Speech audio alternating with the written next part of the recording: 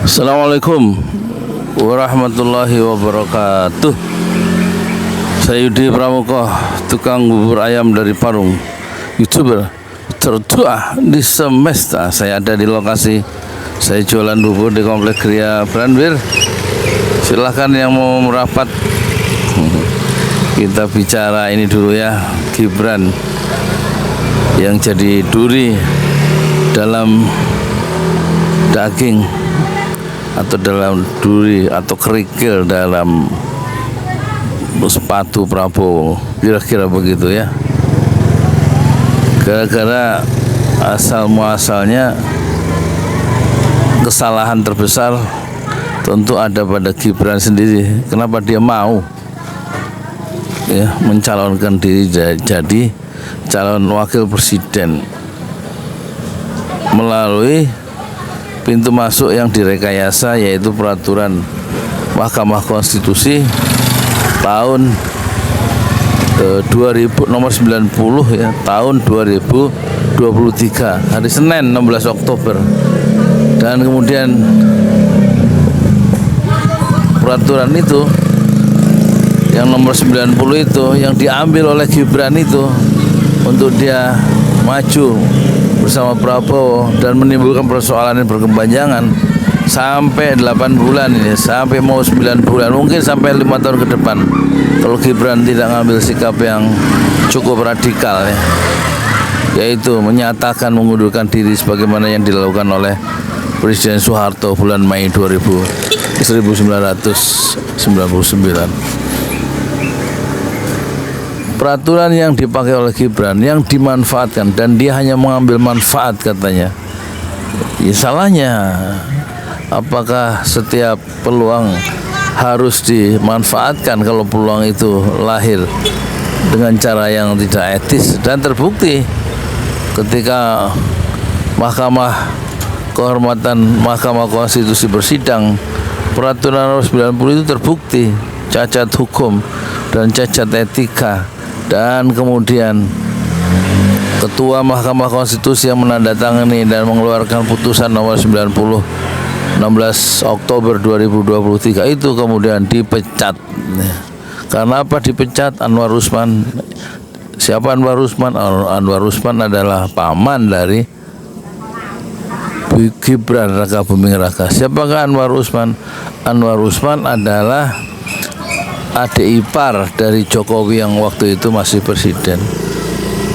Jokowi ya menikahkan adiknya Hidayati dengan Anwar Usman. Jadilah mereka terhubung, terkoneksi ya, dalam istilah yang disebut nepotisme ya, hubungan-hubungan kekeluargaan yang dipakai untuk keuntungan politis dan ekonomi yang besar ya, lewat kekuasaan. Jadi masalahnya ada dua di sini. Masalah peluang yang diciptakan dengan cara yang tidak etis oleh Anwar Usman, dan peluang itu dimanfaatkan dengan cara yang tidak etis oleh anak tengil namanya Gibran umur 36 itu. Dan dia seorang yang pragmatis, dan dia menduga dia akan melaju, dan dia lupa sejarah memberikan kerikil dan batu ujian yang terus-menerus menimpa kepalanya dari hari ke hari karena dia menggunakan atau memanfaatkan peraturan Mahkamah Konstitusi yang lahir dengan cacat moral dan cacat etis menurut MKMK, Mahkamah Kehormatan Mahkamah Konstitusi. Yang salah siapa? Dua yang salah. Satu, Anwar Usman, dan yang kedua, orang yang memanfaatkan peluang-peluang lewat peraturan yang dikeluarkan oleh Anwar Usman, terutama peluang itu diambil oleh Gibran, yaitu peraturan nomor 90 tahun 2023 hari Senin 16 Oktober kalau tidak salah.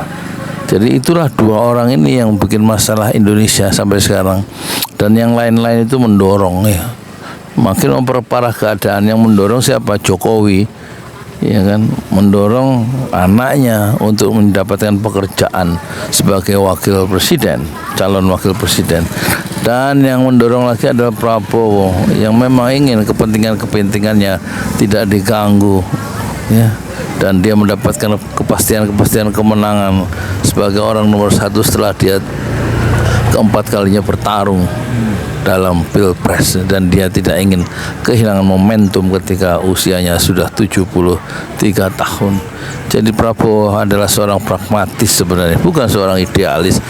Apalagi Gibran adalah seorang yang pragmatis. Begitu juga Anwar Usman, seorang yang pragmatis. Dan cawe-cawe Jokowi untuk menciptakan peluang pekerjaan untuk anaknya saat dia masih jadi presiden adalah seorang yang pragmatis, dan mereka adalah orang yang pragmatis sekaligus oportunistik.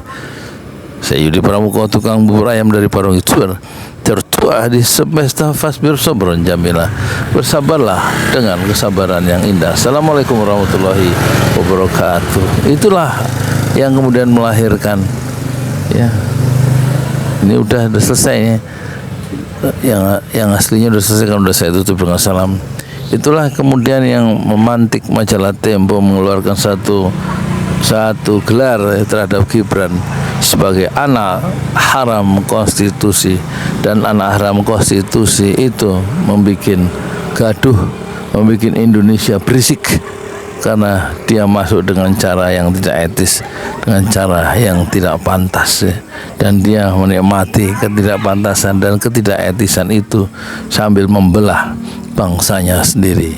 Lebih baik Gibran jangan dimakzulkan, jangan dipaksa mundur, biarkan Gibran menyatakan mengundurkan diri sebagaimana dilakukan dengan jiwa yang besar, dengan jiwa yang lapang, dan mengurangi bentrokan di kalangan rakyat banyak, sehingga dia menyatakan mengundurkan diri. Satu cara yang sangat indah akan dikenang dalam sejarah, dan itulah yang dilakukan oleh Pak Harto, dan moga-moga itu yang akan ditempuh oleh seorang Gibran yang tentu dia sendiri sedang pusing kepala menghadapi masalahnya sendiri dengan label sebagai anak haram konstitusi. Gibran Raka Buming Raka. Besah, aku mau pulang. Udah jam berapa ya? 8:30.